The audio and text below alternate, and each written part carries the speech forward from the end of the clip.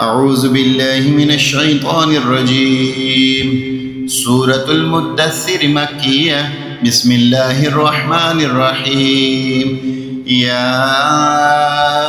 أيها المدثر قم فأنذر وربك فكبر وثيابك فطهر والرجز فاهجر ولا تمنن تستكثر ولربك فاصبر فإذا نقر في الناقور فذلك يومئذ يوم عسير على الكافرين غير يسير. ذرني ومن خلقت وحيدا وجعلت له مالا ممدودا وبنين شهودا ومهدت له تمهيدا ثم يطمع أن أزيد كلا إنه كان لآياتنا عنيدا سأرهقه صعودا إنه فكر وقدر فقتل كيف قدر ثم قتل كيف قدر ثم نظر ثم عبس وبصر ثم أدبر واستكبر فقال إن هذا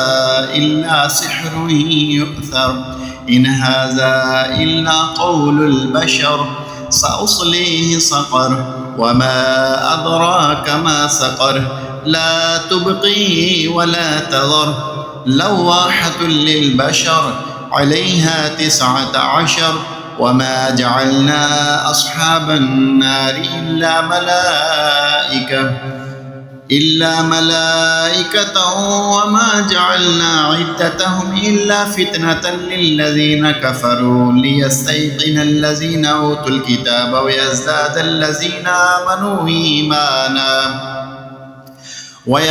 الذين آمنوا إيمانا ولا يرتاب الذين أوتوا الكتاب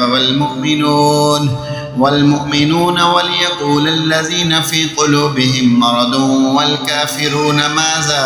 أراد الله بهذا مثلا كذلك يضل الله من يشاء ويهدي من يشاء وما يعلم جنود ربك إلا هو وما هي إلا ذكرى للبشر كلا والقمر والليل إذا أدبر والصبح إذا أسفر إنها لإحدى الكبر نذيرا للبشر لمن شاء منكم أن يتقدم أو يتأخر كل نفس بما كسبت رهينة إلا أصحاب اليمين في جنات يتساءلون عن المجرمين ما سلككم في سقر قالوا لم نك من المصلين ولم نك نطعم المسكين وكنا نخوض مع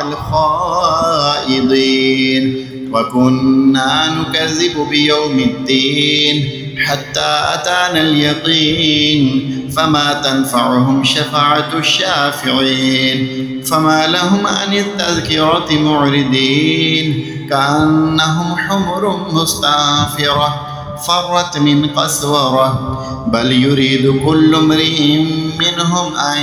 يؤتى صحفا منشرة كلا بل لا يخافون الآخرة كلا إنه تذكرة فما شاء ذكره وما يذكرون إلا أن يشاء الله هو أهل التقوى وأهل المغفرة